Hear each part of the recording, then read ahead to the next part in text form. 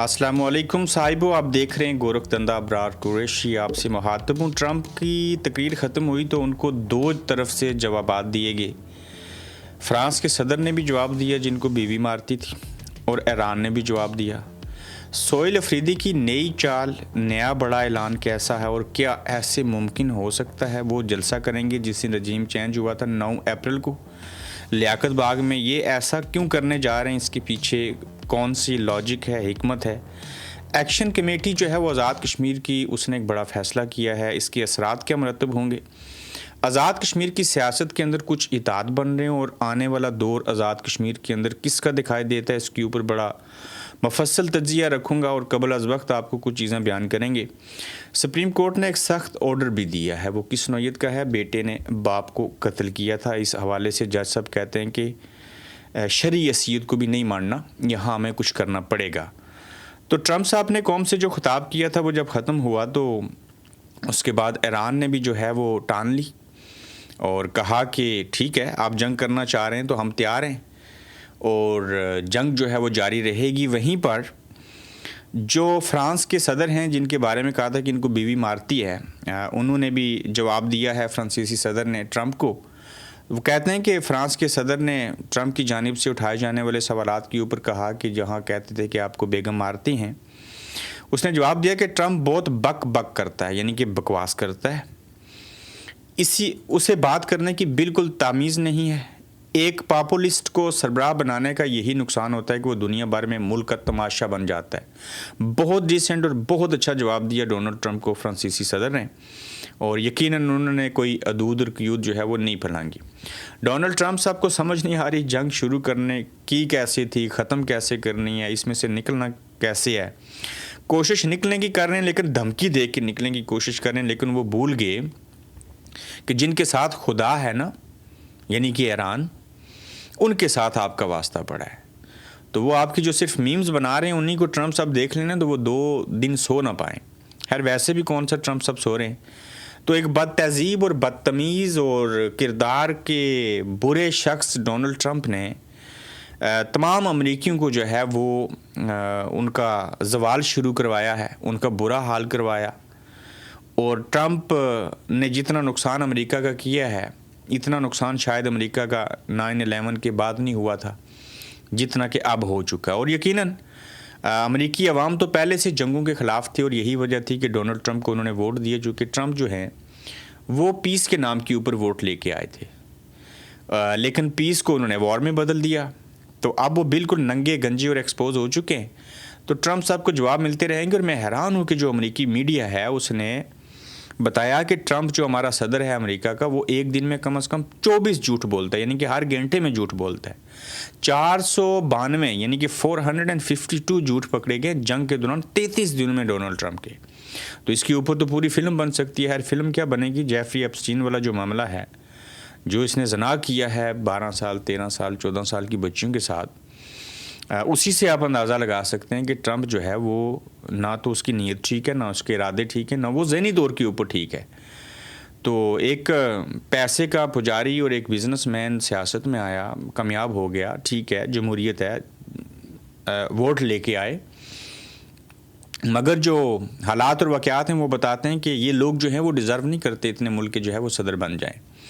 तो अच्छा हुआ ट्रंप ने ईरान की जंग की, लेकिन जंग के हवाले से आपको गाय बगाई इंशाल्लाह अपडेट करते रहेंगे। अब नाए हुर्मुज़ जो है वो इनके गले की हड्डी बन गई है। वो मामला इनको ज़्यादा सख्त दरपेश आया, नहीं खोलेगा ईरान किसी सूरत जो अब नाए हुर्मुज़ है। साहिबो, रजीम चेंज को 4 साल हो जाएंगे, 9 अप्रैल को हो जाएंगे, और इस हुकूमत को भी 4 साल हो जाएंगे, क्योंकि जब रजीम चेंज हुआ तो तब भी तो बगैर इलेक्शन के, ठीक है, आईनी तरीके से वो हुकूमत ख़त्म की गई थी, भले रात को अदालतें खुली थी, लेकिन वोट ऑफ नो कॉन्फिडेंस आया था।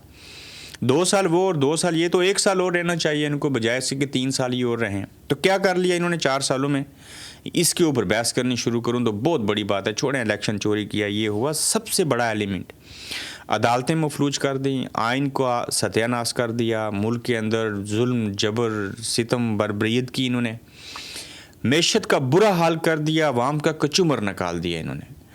अब 4 साल जो हो चुके हैं इस सारे अमल को, और 9 अप्रैल को जब रजीम चेंज हुआ था तो इसके ऊपर 9 اپریل کو راولپنڈی لیاقت باغ میں تحریک انصاف نے جلسہ کرنے کا اعلان کیا ہے، اور یہ کیا اعلان ہے یا کوئی نئی چال ہے؟ میرے نزدیک یہ ایک چال ہے، اور ایک پازیٹیو چال ہے، اور یہ نیگیٹو بھی ہو سکتی ہے۔ ہر چیز کے دونوں پہلو جو ہیں وہ سامنے رکھنے چاہیے۔ انہوں نے NOC کے لیے اجازت نامے کے لیے جو ہے صاحب وہ درخواست دی ہے، اور میں پہلے سے بتا دیتا ہوں درخواست قبول نہیں ہوگی، NOC نہیں ملے گا۔ اسٹیبلشمنٹ اور حکومت چاہیں گے کہ NOC نہ دیں، یہ کوشش کریں گے کہ ہم لیاقت باغ میں جلسہ کریں NOC کے بغیر۔ ساتھ ہی کہہ دیا کہ جہاں ہمیں جگہ ملے گی وہاں کر لیں گے، اور ساتھ ہی کہا کہ ہم صرف جو عہدیدار ہیں، کونسلر سے لے کے MPA سے لے کے MNA اور سینیٹر جو ہیں وہ سارے لوگ جو ہیں ان کو دعوت دیا، باقی بھی کوئی آنا چاہے تو موسٹ ویلکم، ظاہر ہے لوگ بھی آئیں گے۔ تو ہو سکتا ہے کہ یہ راولپنڈی میں 99% چانس ہے کہ جلسہ نہیں ہوگا اور NOC نہیں ملے گا۔ ان کو جہاں جگہ ملے گی وہاں پہ یہ جلسہ کر لیں گے۔ اب یہ جواز تلاش کرے گی پاکستان تحریک انصاف کہ ہم جو ہے وہ لوگوں کو بتا سکیں کہ دیکھیں ہمیں نہ اجازت ملتی ہے، نہ جلسہ کرنا دیتے ہیں، نہ کچھ اور لہٰذا اب ہم جو ہے وہ احتجاج کریں گے۔ احتجاج کرنے کے لیے تو NOC کی ضرورت نہیں ہوتی نا، لیکن پاکستان میں ہوتی ہے۔ تو اس کا رد عمل یہ بھی ہو سکتا ہے کہ اگر لوگ ڈر گئے، لوگوں نے خوف کھا لیا، تو پھر شاید احتجاج میں لوگ نہ نکلیں۔ لیکن ایک طرف یہ بھی بات ہے، اور دوسری طرف ابھی 10 سے 12-15 ہزار لوگوں کی رجسٹریشن ہوئی ہے، یہ بڑا سلو عمل ہے، اور اس کو کرنے کی ضرورت نہیں تھی عمران خان کی رہائی کے حوالے سے۔ دیکھنا یہ ہوگا کہ کیا لوگ آئیں گے اس جلسے میں، کیا NOC ملے گا، NOC نہیں ملتا تو صورتحال کیا ہوگی، کیا لوگ ڈر جائیں گے۔ تو پاکستان تحریک انصاف کے لیے مشکل حالات ہیں، لیکن سہیل افریدی نے بڑی اچھی پریس کانفرنس کی کہ 1000 سے زائد ارب رقم جو ہے، 1000 ارب سے زائد رقم وہ ہمیں نہیں دی جا رہی، زیادتیاں ہو رہی ہیں، ناانصافیاں ہو رہی ہیں، کوئی قانون نہیں، آئین نہیں ہے، مفاہمت بھی کر لی، ساری چیزیں دیکھی ہیں، مجھے بھی تڑیاں لگا رہے ہیں۔ تو سہیل افریدی تو ذاتی طور کے اوپر دلیر ہیں، مینا خان افریدی ہوں، شاہد ہٹک ہوں، شفیع جان ہوں، یہ جتنے بھی لوگ ہیں یہ سمجھتے ہیں کہ ہم جو ہے وہ لیڈ کریں گے اس کو۔ وہاں صحافی نے بڑا اہم سوال بھی پوچھا، کچھ کو تو سہیل افریدی نے طنز کیا کہ آپ کو جو واٹس ایپ پہ سوال آیا وہ دیکھ نہیں آپ نے پوچھنا۔ اس نے واقعی سوال بڑا عجیب پوچھا، اسلحہ لے کے آئیں گے یا فران چیزیں کریں گے۔ وہ سوال یہ تھا کہ کیا آپ لیڈ کریں گے، اور آپ نے مذاکرات کر کے بھی دیکھ لیے ساری چیزیں، تو آگے آپ کو کیا نظر آتا ہے؟ تو سہیل افریدی نے اس کے اوپر بڑا مفصل جواب دیا کہ ہاں بالکل ایسے ہی ہے، ہم نے مذاکرات کی بات بھی کر لی، ساری چیزوں کو دیکھ لیا، نہ تو فیملی کو ملنے دیا جا رہا ہے، نہ عمران خان صاحب کا علاج ہو رہا ہے، نہ کچھ اور چیزیں ہو رہی ہیں۔ وہیں پہ یہ باتیں بھی سامنے پھیلائی جاتی ہیں، کہیں محسن نقوی صاحب جو ہیں ان کی ملاقات ہوئی ہے، کس سے؟ جی عمران خان صاحب سے، جیل میں کوئی چند گھنٹوں کے اوپر محیط۔ تو دیکھیں گے، ہمارے پاس تو کوئی اس طرح کی سولڈ انفارمیشن ہے نہیں ہے۔ تو آپ کیا 9 اپریل جس دن رجیم چینج ہوا تھا اس دن احتجاج کرنے جائیں گے؟ کیا آپ گھروں سے باہر نکلیں گے؟ کیوں نکلیں گے؟ اور کیا یہ سہیل افریدی کا جو اعلان ہے یہ درست ہے؟ تو اس 9 اپریل کے بعد بڑے کم دن بچیں گے، یقیناً فرسٹ ویک آف مئی کر لیں، یا بلکہ وہ بھی بڑا ہارڈ ہے، یا 10 مئی تک چلے جائیں، اس کے اندر کچھ چیزیں کی جا سکتی ہیں۔ لیکن ریاست ٹکراؤ کی پالیسی اپنانا چاہتی ہے، اور پاکستان تحریک انصاف جو ہے وہ احتجاج کرنا چاہ رہی ہے۔ ہاں، یہ تحریک تحفظ آئین کے پلیٹ فارم سے جلسہ نہیں ہو رہا، یہ پاکستان تحریک انصاف کر رہی ہے، اور انہوں نے کہا جی کہ ہم مشاورت کی نہیں ہے، لیکن محمود خان اچکزئی اور علامہ ناصر راجہ صاحب سے مشاورت کر لیں گے۔ وہ اس لیے مشاورت کی حد تک کریں گے، اجازت نہیں چاہیے، چونکہ تحریک تحفظ آئین کے پلیٹ فارم سے یہ چیزیں نہیں ہو رہی۔ ان کے اوپر بھی تنقید ہے، سوالات پوچھے جا رہے ہیں۔ اسد اللہ خان صاحب نے بھی سٹوری کی تھی کہ محمود خان اچکزئی اپنے لوگوں کو چیمبر کے اندر جو اپوزیشن لیڈر کا ہے وہاں پہ اسپیکر کے ساتھ مل کے بھرتیاں کروانا چاہ رہے ہیں، وہ احتجاجی تحریک اور چیزیں نہیں کر سکے، وہ احتجاج کی طرف نہیں جانا چاہتے، بس باتیں کرتے ہیں اور چیزیں ہو رہی ہیں۔ لیکن میں نہیں یقین کرتا کہ محمود خان اچکزئی جو ہیں وہ ایسا کریں گے، چونکہ ان کو حالات نظر آ رہے ہیں کہ صورتحال جو ہے وہ اس وقت ہے کیا پاکستان کی، تو وہ تھوڑا حکمت سے کام کر رہے ہیں۔ ہمیں ہر کسی کے اوپر شک شبہ اور چیزیں نہیں کرنی چاہیے، ایسے نا لوگ پاکستان تحریک انصاف سے شدید جو ہے وہ متنفر ہو جائیں گے۔ شہباز شریف صاحب کا جھوٹ کس نوعیت کا ہے؟ اسلام آباد میں وزیر اعظم شہباز شریف نے خطاب میں کہا کہ ہمیں غریب آدمی کو پروٹیکٹ کرنا ہے، اشرافیہ کو قربانی دینی ہوگی۔ حقیقت میں قربانی عوام دے رہی ہے، نہ کہ اشرافیہ۔ یہ ایک جھوٹی بات ہوگی، اس ضمن میں ہم کہتے ہیں کہ یہ جھوٹ ہے۔ دیکھیے رنداوا صاحب جنہوں نے تباہی کی تھی، ان کی نئی انٹری ہوئی ہے، اور محمد علی رنداوا DG پاسپورٹ اور امیگریشن بن گئے ہیں۔ کیا بات ہے، سبحان اللہ، شکریہ ادا کریں نا محسن نقوی صاحب کا۔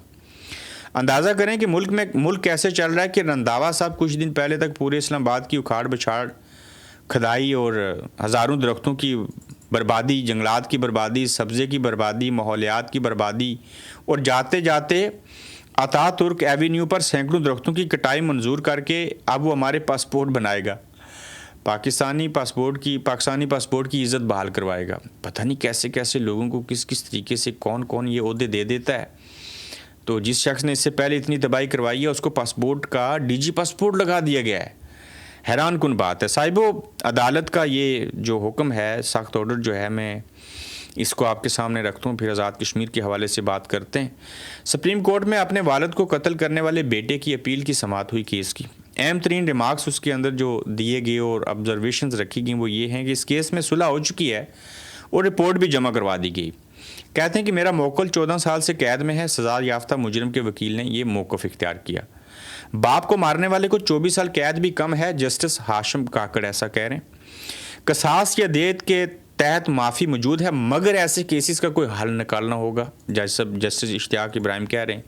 اس کیس میں فیصلہ دے کر کوئی ایسا راستہ نکالنا ہوگا. والد کو مارا ہے، کم از کم کلین چٹ تو نہیں ملنی چاہیے، جسٹس اشتیاق کہہ رہے ہیں. اسی طرح کے کیسز کے حل کے لیے کوئی اہم فیصلہ دینا چاہیے. ہم 8 اپریل کو اس پر کوئی فیصلہ دیں گے، ایسا فیصلہ دیں گے جو پاکستان ہلا کر رکھ دے گا، جسٹس ہاشم کاکڑ کہہ رہے ہیں.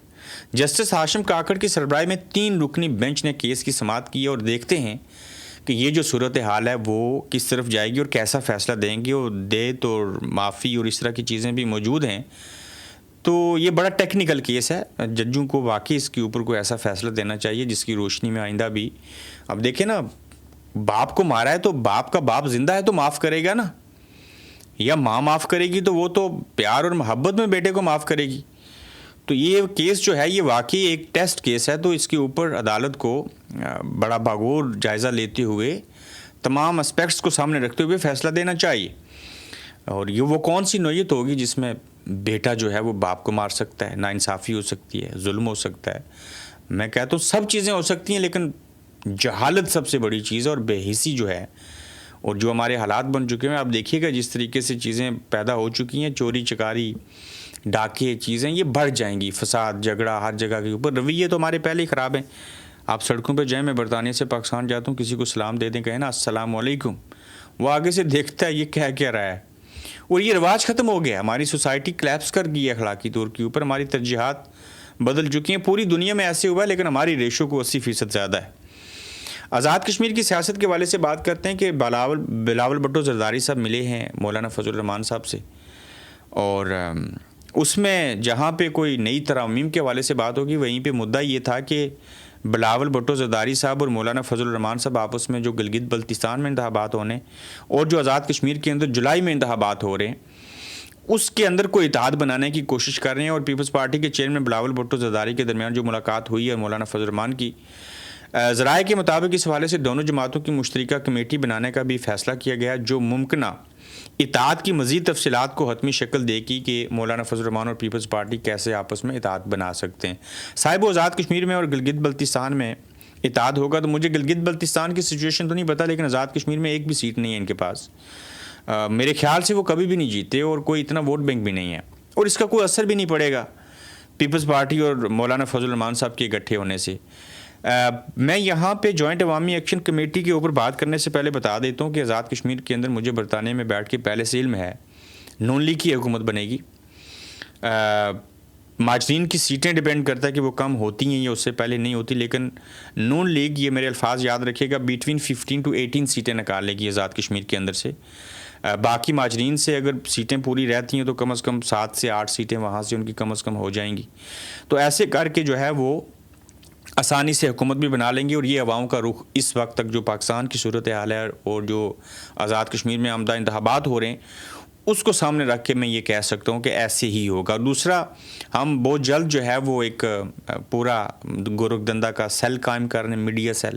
ہم ہر حلقے کے اندر جو 32 حلقے ہیں ان کے اندر جا کے جو امیدواران ہیں ان کے انٹرویو بھی کریں گے، شارٹ ڈاکومنٹری، پبلک عوامی سروے کریں گے اس کے اندر. اور اس کا آغاز ہم ڈسٹرکٹ کوٹلی سے کریں گے اور ود ان ویک کریں گے انشاءاللہ. اس سلسلے میں آپ کو ہماری کچھ نئی ویڈیوز، پروموز، پوسٹ سارا کچھ ملنا شروع ہو جائے گا. تو ضرور اس ٹرانسمیشن کا آپ حصہ بنیں اور اپنی رائے کا بھی اظہار کریں. ایکشن کمیٹی نے بڑا اچھا فیصلہ کیا جو نیا اعلامیہ جاری کیا ڈڈیال کے اندر بیٹھ کے کہ یہ الیکشن کا حصہ نہیں بن رہے. اگر یہ الیکشن کا حصہ بن جاتے تو ایک تو آپس میں لڑتے ٹکٹ کس کو ملنا چاہیے، کہاں ملنا چاہیے. دوسرا ان کی ترجیحات جو تھی وہ بدل جاتی اور عوام ان کو اتنا ساتھ نہ دیتے. عوامی ایکشن کمیٹی ہر حلقے کے اندر کسی کو جتوانے اور ہروانے میں بڑا رول پلے کر سکتی تھی اور اب بھی کر سکتی ہے. لیکن یہ اچھا کیا انہوں نے کہ انہوں نے اپنے جو مفادات تھے، عوامی مفادات، ان کو سامنے رکھتے ہوئے جو فیصلہ کیا وہ بہتر فیصلہ ہے. لیکن جوائنٹ عوامی ایکشن کمیٹی نے انتخابات میں حصہ نہ لینے کا اعلان کیا. ایکشن کمیٹی نے مطالبات تسلیم نہ ہونے کی صورتحال میں لانگ مارچ کا بھی اعلان کیا ہے. اب دیکھنا یہ ہے کہ جوائنٹ عوامی ایکشن کمیٹی تو الیکشن میں نہیں جا رہی، لیکن الیکشن ہونے سے پہلے یہ جو جون میں احتجاج کریں گے، اس احتجاج سے کہیں گے الیکشن والا جو سارا ماحول ہے یہ خراب تو نہیں ہو جائے گا، یہ ڈسٹرب تو نہیں ہوگا. مسئلہ ایک ہی رہ گیا ہے سیٹوں والا، وہ کم ہو سکتی ہیں، یقیناً ختم نہیں ہو سکتی. اب یہ سیٹیں میری ذاتی رائے لی جائے تو اس کو ختم نہیں ہونا چاہیے، ان کا کوئی حل تلاش کرنا چاہیے. وفاقی حکومت بجٹ دے، آزاد کشمیر سے ان کو بجٹ نہ دیا جائے. ویسے میں ایک مثال دیتا ہوں، غور کیجئے گا کبھی اس کے اوپر.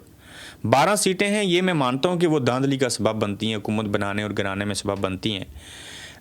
وہ تو آزاد کشمیر کے لوگ بھی تو آپ دیکھ لیں نا، سبب بنتے ہیں نا. 1 کروڑ روپیہ پر ایئر فی ایم ایل اے کو جو ماجرین والے ہیں ان کو ملتا ہے. 12 ہے نا، 12 کروڑ ہو گیا. میں کہتا ہوں اس کو 15 کروڑ کر دیں پر ایئر، ان کو اتنا مل گیا. یہ جو آزاد کشمیر والے ہیں ان کو تو اربوں روپے ملتے ہیں، کچھ نہیں تو 50-60 کروڑ روپیہ تو کم از کم ملتا ہے نا پر ایئر، بلکہ زیادہ ہی ملتے ہیں. تو انہیں جو پیسے ملتے ہیں اس کا آڈر، اس کا حساب کتاب نہیں مانگا جاتا، لیکن وہاں پہ مانگ رہے ہیں. اور اگر وہاں سے ماجرین کی سیٹیں اور نمائندگی ختم کر دی تو ان چیزوں کا براہ راست تعلق جو ہے وہ یہ جو چارٹر آف ڈیمانڈ رکھا ہے ایکشن کمیٹی نے، اس کو اگر دیکھیں تو اس میں صرف ایک نقطہ جو ماجرین کی سیٹیں ختم کرنے والا ہے. یہ ایسا کرنے سے جو تحریک کشمیر کا معاملہ ہے ویسے تو وہ ختم ہو چکا ہے، لحاظ سے وہ کمزور پڑے گا. اس کے اوپر میں پھر کبھی تفصیل کے ساتھ بات کروں گا. تو آپ کو کیا لگتا ہے کہ ماجرین کی سیٹیں واقعی ہی ختم ہو جانی چاہیے؟ اور جوائنٹ عوامی ایکشن کمیٹی کا جو فیصلہ ہے اس سے آپ کیا اتفاق کرتے ہیں؟ یہاں میں ایک ایڈوائز کروں گا جوائنٹ عوامی ایکشن کمیٹی والے لوگوں کو کہ آپ نا اپنی کوئی جو تنظیم سازی ہے اس کو تنظیم نو اس کی کریں، اس میں کارڈ جاری کریں اور ایسے لوگوں کو باہر نکالیں. جو نشئی ہے وہ بھی اس کا حصہ بنا ہوا ہے، جو بیچ رہا ہے وہ بھی اس کا حصہ بنا ہوا ہے. تو یہ آپ نے باغ دوڑ کچھ ایسے لوگوں کے پاس دے رکھی ہے. میں بات سوشل میڈیا کے اوپر لوگ دیکھتا ہوں، کچھ آدھے تو ڈپریشن میں جا کے پاگل ہو چکے ہیں، سوشل میڈیا ایکٹیوسٹ بنے ہوئے، بدتمیزی سے بات کریں گے. ایسے بیروپی آ گئے ہیں اس فیلڈ کے اندر کہ مجھے کئی بار اپنی عزت بچانی پڑتی ہے اور شرم آتی ہے کہ یہ لوگ کر کیا رہے ہیں. تو اپنی اداؤں کے اوپر غور و فکر کرنے کی بھی ضرورت ہے. جہاں پہ آپ نے بہت اچھے کام کیے ہیں وہیں پہ سنبھل کے احتیاط سے، حکمت سے چلنے کی بھی ضرورت ہے. تو صاحبو اپنا خیال رکھیے گا، اپنا فیڈ بیک دیجیے گا. تو جلد انشاءاللہ آپ سے پھر ملیں گے. آپ دیکھ رہے ہیں گورکھ دھندا ابرار قریشی کے ساتھ.